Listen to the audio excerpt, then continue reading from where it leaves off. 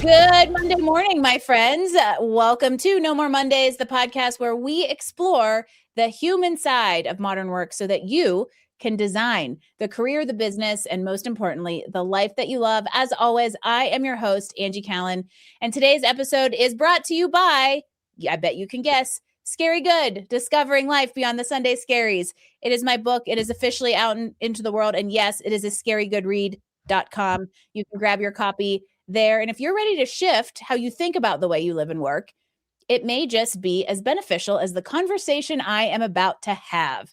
Today, I am joined by Kent Murawski. He is a performance and leadership coach who works with high-achieving CEOs and business owners to help us grow our businesses without sacrificing the things that matter most, including ourselves and our sanity. Sound familiar or like something you've put at risk before? I bet. Kent has really unique background and experience. He's a business coach, but he's got the heart of a guide. He blends strategy and soul to help people like me step out of the constant hustle mode and into intentional leadership. He is the creator of the REST assessment, and REST is going to be something we talk about today. And that helps leaders identify where they are on the burnout scale. I don't even know if you want to have that awareness, but you're going to need to. But even more importantly, what to do about it. So today we are digging into why rest and resilience are requirements of leadership, not just nice to have. So without further ado, Kent, welcome to No More Mondays. Thanks, Angie. It's so good to be with you. And I've been looking forward to this. I see you have some friends of mine on here too. Robert Fakui was on last week. And I just want to also say congratulations on your new book, Scary Good. It's so exciting. Thank you. And I know you're not too far behind. There's a little teaser we'll leave as a breadcrumb for everybody out there. Also, because this is a show where we celebrate humans, a little bird named Kent mentioned to me that I need to tell you happy birthday. Thanks, Angie. I appreciate it. How fun is that to have a podcast come out on your birthday? It's a really great way to celebrate you as a human and also all the work that I think you and I share in helping humans and leaders and business owners live better lives, which brings us to this topic of why rest and recovery is actually part of high performance. And I think a lot of people, this is really common. I talk about this in my book, actually. We see rest as a reward we have to earn instead of a requirement that actually helps us perform and be better. And I'm curious on your perspective on this and how you also figured this out. Yeah, I listened to a couple episodes and I heard you talking about that and I thought it was so insightful. Yeah, we treat rest like it's a reward. We treat it like I'll rest when I hit this certain point. And what I found is the best leaders are actually rested leaders. Mm-hmm. So if we can get that rhythm down of rest, and we can talk about this too if you want, but people have a misconception of what rest is in the first place. But yeah, if we treat it like an after effect, we'll never get there. All right. So we've got to talk about it. Debunk the myth of rest.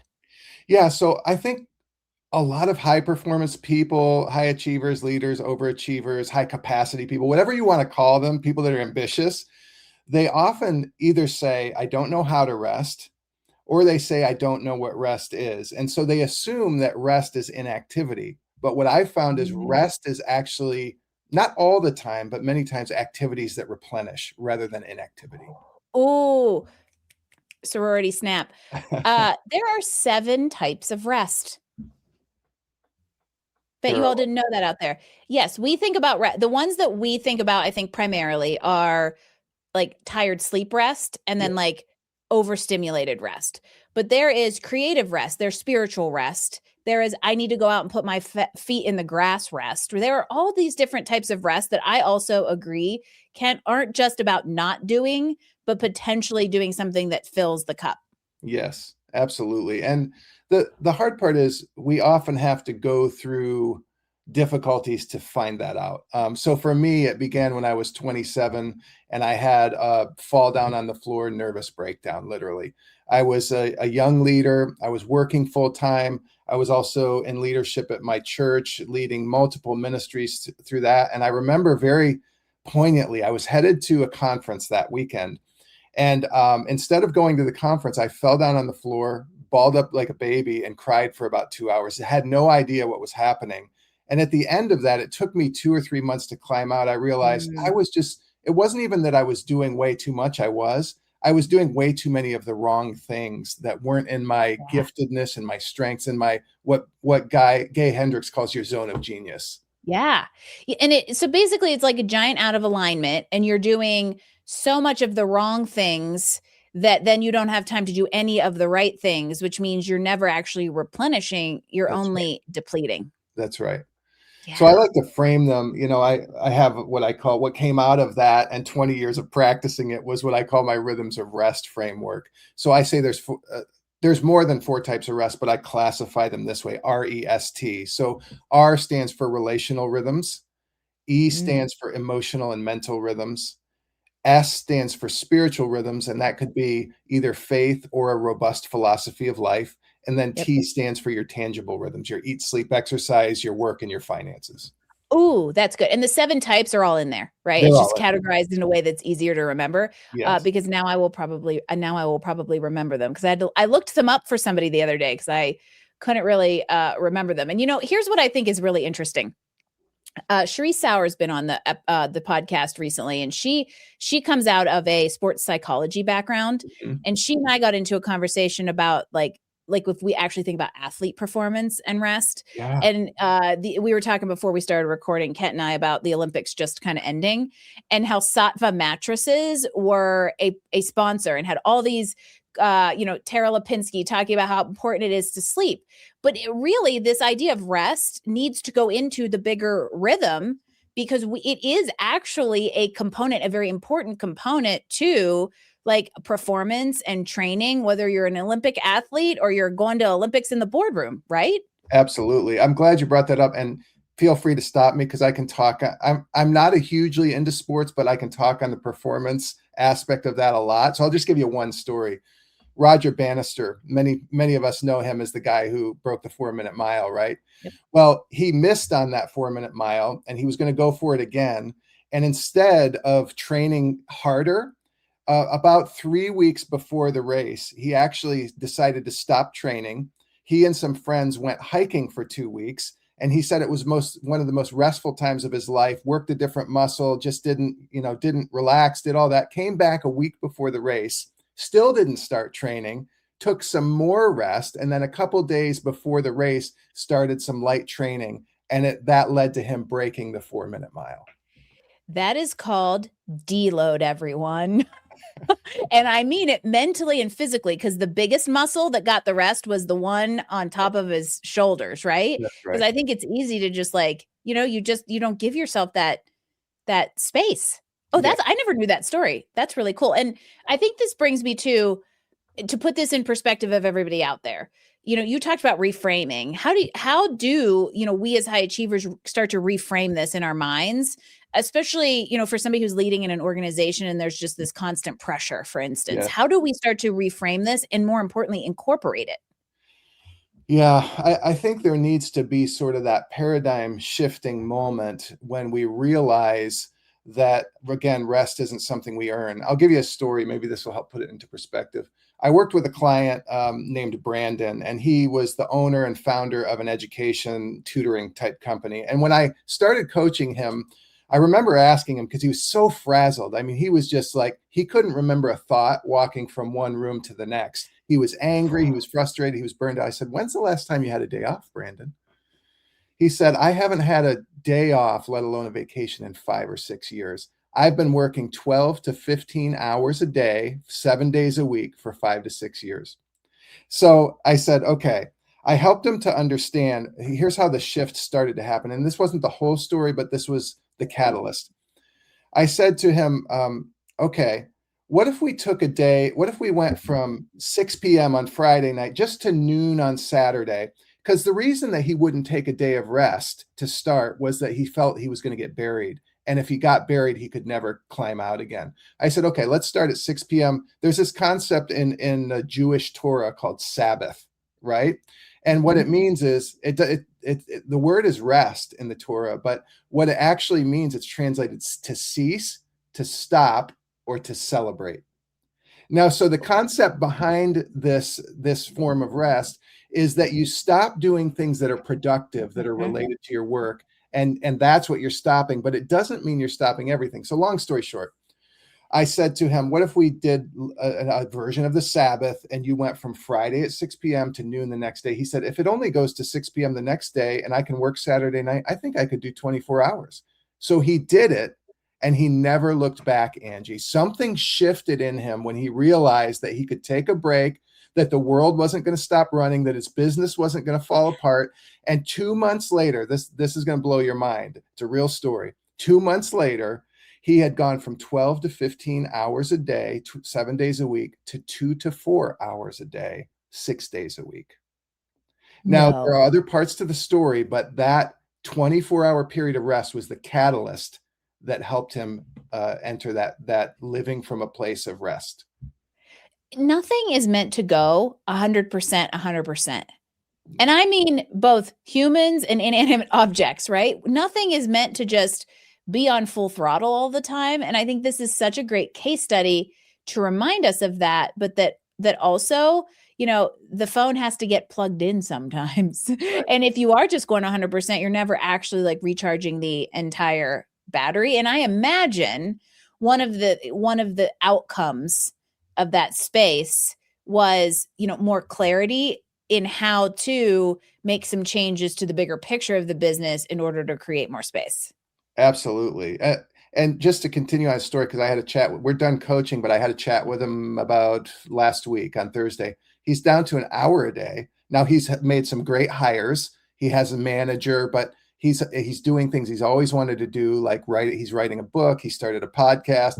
So the funny thing about this though, Angie, is that rhythms, if you think about it, rhythms are kind of sewn into the foundation of the world. If you think of how waves work, there's a certain cadence to how they Yep. crash and how they come back. If you think about the sun rises and it sets, birds, they are here, and when it's warm, they migrate. There's rhythm built into the whole world. And even this 7-day week that we have, where we got this idea of taking a day or two off, it's kind of sewn into the fabric of the world. And I'll just be honest, we're stupid if we don't listen to it.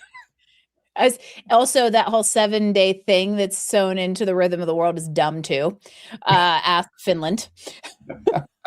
Happiest people on earth don't work on Fridays. Would love to see that movement continue because I have adopted it. But I think the point here is that, like, I would also guess this is just such an interesting case study. Hi, Brandon. Thanks for being a willing and willing participant over here. There's also the idea that I am imagining that 12 to 15 hour work week involved a lot of, I am the only one who can do this, I have to do this. And Yes. once that was broken, that actually broke a belief system. It isn't just about powering through. No. That broke a belief system that allowed a little bit of clearer thinking on where he can activate others. Absolutely. The mental shift was as big as the physical shift of taking that 24-hour period off, where he suddenly realized, I am not a slave to my business, right? I don't have to be that anymore. And he started living differently. He started acting differently. He started hiring the right people. He started delegating more. All those things happened with that shift. Yeah. I think this goes back to something you talk about, which is like clarity creates courage. Yeah. Right? It does. Courage to make change, courage to say no, courage to stop doing what doesn't serve you. And I'm curious how you've seen that maybe in a broader scale or another case study really impact a leader move forward with, more confidence, I think is a good way to put it. As far as the clarity part, Yeah. How does that, let's connect dots. How does rest create clarity, create courage? We've given some case studies, but let's bring it all together into I think a general umbrella. so I think rest creates clarity because when you're in it all the time without ever stopping to either just to stop or to replenish, we can't think straight. It clouds our Mhm. mind. You see this with so many leaders. I see it with so many. You probably do too, where they're just frazzled. They're working in the business all the time with their head down, never stepping back to work on the business or many times to just replenish. So when we rest, and let me just get really specific on rest, because one of the best ways that I find to rest is doing something fun or pursuing a hobby.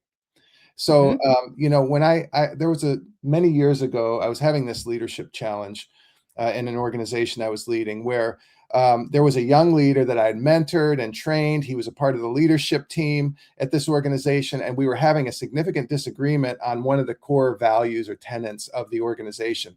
So we took time to work it out. We took time to talk about it. This was like a year process. We treated it slow because it wasn't a make or break deal in the beginning. Finally, it got to the point where we could not reconcile. And he ended up stepping down. It wasn't mandated, but leaving the organization as well. I was emotionally spent. I was so exhausted. And emotional depletion is something like you just don't know always how to replenish. The physical, you might need to eat better, sleep better, whatever. Yep. Relational, you need connections that are life-giving. The spiritual, those are easier to figure out, though they're not always simple. But emotional depletion, I just couldn't figure it out. So I retreated where a lot of men retreat. I went out to the garage every night and I started refinishing different pieces of furniture in our house. I think I refinished every piece of furniture over the next 3 or 4 months. But what I found was I suddenly started to feel replenished again. There was a rabbi and philosopher, Abraham Heschel. He wrote a famous book called The Sabbath. And he said this: if you work with your hands, Sabbath with your mind. If you work with your mind, Sabbath with your hands. Oh, so that's genius. It is genius. And when we rest, it creates a new clarity. And then you talked about clarity to courage. I think once we have the clarity, we have the headspace and we have the physical energy to start to make courageous decisions that we didn't have when we were so frazzled and depleted before. I'm like in love with this right now because I'll draw direct parallels to where I've experienced this. How many of you out there have really good ideas in the shower? Because it's the 7 minutes a day that you're not doing anything else. And if you're going 15 hours a day, that might be the one bastion of hope that allows your mind to like be less distracted, to have kind of creative thought. For me, it's walks, Angie. It is? It's walks. Yeah. Yeah. See, we all have a thing. And that's what, if you know that, then you can like start to balance the equation. I hate the balance word, but we'll say that for in this context. Sure. The idea of Sabbath being the let's talk about Newton here, opposing forces.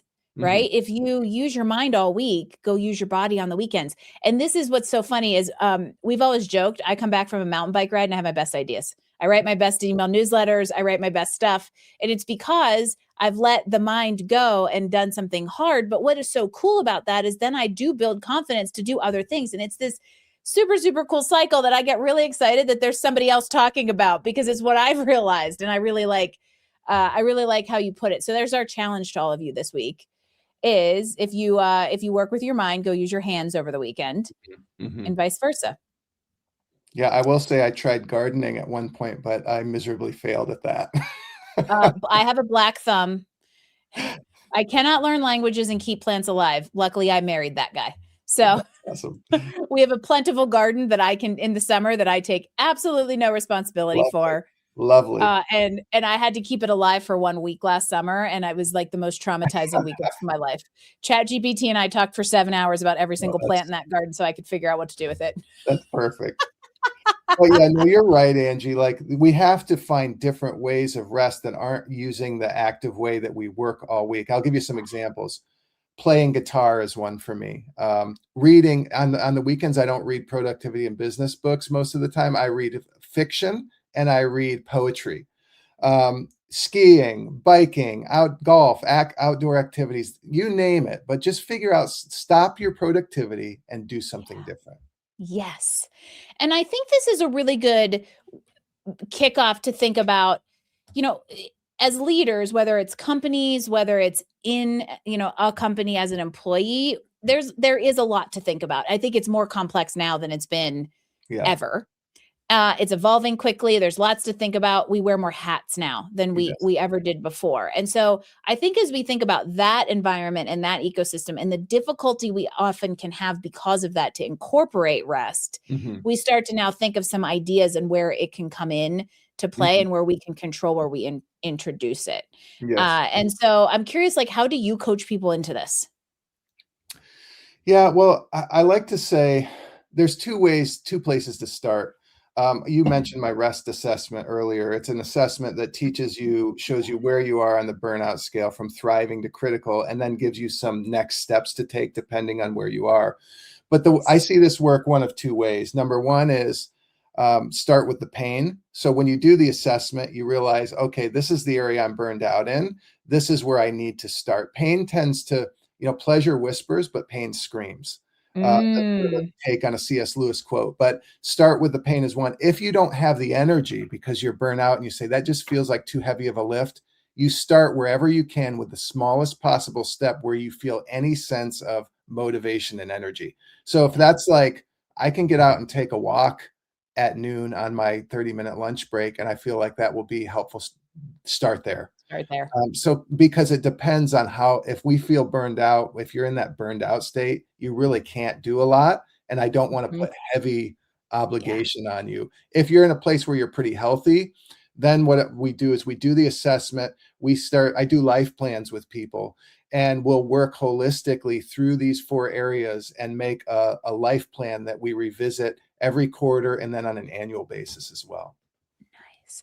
And you said your response to that, or just your strategy to that, makes me want to come back to something you said earlier, which is how hard it is to overcome the depletion of like mental emotional rest. Yes. Like, right, if you've physical rest, you go to sleep, you eat better. Even spiritual rest, right, you go into the outlet where your spirituality will be fed. But burnout, which is the word most people are using right now, is the depletion of emotional rest. And it can be really hard if you have gone over the bell curve on that front. That's right. It can take a long time to recover it. So one of the things that like I would say to all of you out there is, if you feel like it is even on the horizon, if you are a 3 on Kent's rating of, I don't even know how high rest goes, but like if you're anywhere other than like in the low 25%, start doing something, because once you get over it becomes very hard to, now you're really in recovery mode versus of like almost like a void, right? And that's way, way, way different. Well, it's a little bit of a paradox because first of all, when you think of the word rest, you want to, or if you're burned out, you want to start doing something, but the answer is counterintuitive. You actually need to do what the word Sabbath means and stop things first.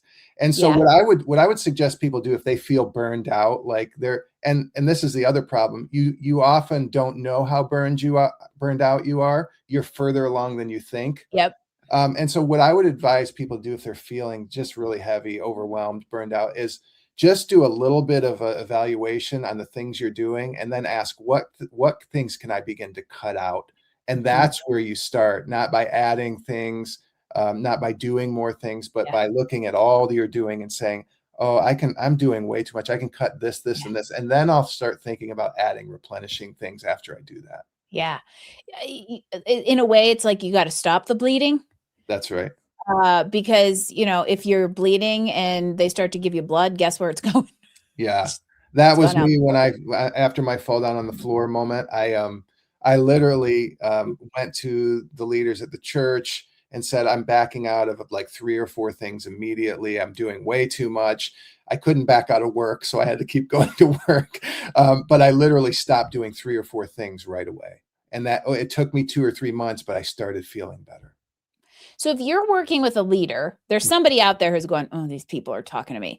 If you've got a leader, let's actually make this the most complicated environment. You've got a leader who works in a company. So they have, in some ways, the least autonomy over what they do and don't. We could get into a philosophical discussion on whether or not the entrepreneur actually has autonomy. But if somebody out there is working in a company, they're a leader, and they just are doing way, way, way too much, what are some very practical ways, or even things? What are the first 3 or 4 things they stop doing because they may feel like they don't have an option to stop doing anything? Yeah, that can be the tough part depending on your role in a company. What I normally encourage is a couple of things. First of all, I encourage them, we look at their strengths. Back to Gay Hendricks, who wrote the book, The Big Leap. He talks about your zone of genius. I just call it your area of strengths. And what it means is the areas that don't drain you as part of your work, but they actually replenish you and you enjoy doing them. So you're good at them and they replenish you. Find out what those are first. see how much time you're spending there. Usually it's very lopsided. He suggests 70% of your time in your zone of genius, 30% other places. Most people are doing 30% in their zone of genius and 70 doing the stuff they want.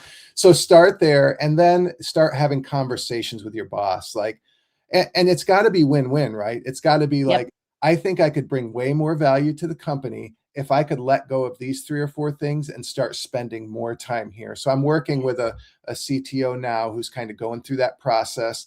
And he didn't even, until we started looking at that exercise, he didn't even know how much time he was spending where. He was just head down in the business rather than backing up working on the business sometimes. And he was kind of flabbergasted at how much time he was spending outside of his zone of genius.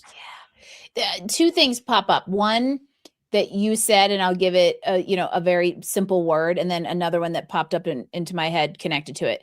You've got to advocate for yourself. And we talk a lot about that on this show when it comes to workplace and even in an entrepreneurial environment, knowing and identifying what you want, what's best for you, and advocating for that. Because as an employee, nobody else is going to do that for you, even if you have a great leader. That's right. And if you are a leader, you're going to have to go advocate to lead in the way you want. But here's the other side of that coin. You probably need to delegate some stuff. That's right. Yeah. You don't have to do it all. We get afraid because, again, it's like if I don't do it, nobody can do it as good as me, or if I want it done right, I've got to do it. But, it used to be that if you were 80% confident somebody could, do it as well as you, then delegate it. Now leaders are saying it's more like 60%. And I agree with that. Like, you can train them on the fly. Yeah. And I mean, there's even some stuff now that, for those of us that are mid-career or later, we're never going to know how to do some stuff as well as young people coming onto the scenes when it comes to like technology and AI Absolutely. and all those kinds of things. Let them do it, empower them to do it. Yes. Right. I think that we still have a lingering strong arm on responsibility that comes from, the baby boomer 9 to 5 hierarchical autocratic environments that have really given way, and younger generations are not going to put up with it. And so not only is this better for you and your health as a human in a leadership position, but it's probably better for the health of your team to delegate, give up a little, and make sure that you're getting the right type of rest so that you can be there to meet people where they're at versus just feeling frazzled and spread all over the place all the time. Yeah. If you think about it this way, if you think about a day at work, Jim Collins, he wrote the famous book, Good to Great. He used to keep what he called the bug book, where he would observe himself like a bug and write observations like, Jim the bug loved doing this today, hated doing this. Think about your day. Yeah. What are the days where you say it was a great day at work? To keep it in the work context for now, it was a great day. And what are the things that you were doing on that day? If you just start to think from that perspective and then say, how do I create more of those days? Yes. I'm chuckling because we have a book called The Bug Book, but it's literally a bug book about fly fishing. However, I'm glad you brought up that methodology because I thought of this earlier. Like, if you don't know what energizes you and or you don't know when you're energized, both of those can be really, really powerful. Yes. Journal it, analyze it, spend a week or 2 auditing. I did this at this time and my energy was a 6. I did this at this time and my energy was a 2, because what you're doing is probably 80% of it, but you can make a big difference around when you do things so that, like, if you have to keep doing the 30%, you do it at a time when you have the highest level of energy to cope with it, get it done quickly and move on. Absolutely. I'm going to give your listeners an easy way to start this. And this was a game changer for me. I bought one of those 5-year journals. Have you ever seen those? Yeah. Yeah. They just have a little blurb about each day. It's literally 2 or 3 sentences. And I started writing in it. And often it was about my day, a lot of times about work, family, other stuff. But I went back and I read it recently because I'm on year 3. I just read this year's, and I noticed every day that said it was a great day, there were 3 or 4 things that I did that day. And so I was able to pinpoint those life-giving things even more so and say, how do I have more of these days? I love it. Don't leave it to chance. Be intentional about understanding like what your zone of genius is and what your zone of genius is not, and what you can do about it. And in the effort to give people practical things, I think this is a great time to tell that if you do not know where to start with the rest assessment. So Kent, how do they find it? How do they find you? And keep tabs on all the cool things you've got coming up. Yeah, absolutely. Thanks, Angie. So yeah, you can just go to my website, kentmurawski.com. That's KentMurawski.com/assessment. And the assessment literally takes less than 5 minutes, and you'll discover where you are on that burnout scale, but more importantly, discover the steps to take to get you towards thriving. So that's the best place to connect with me. And if you want to take the assessment, the best place to find me.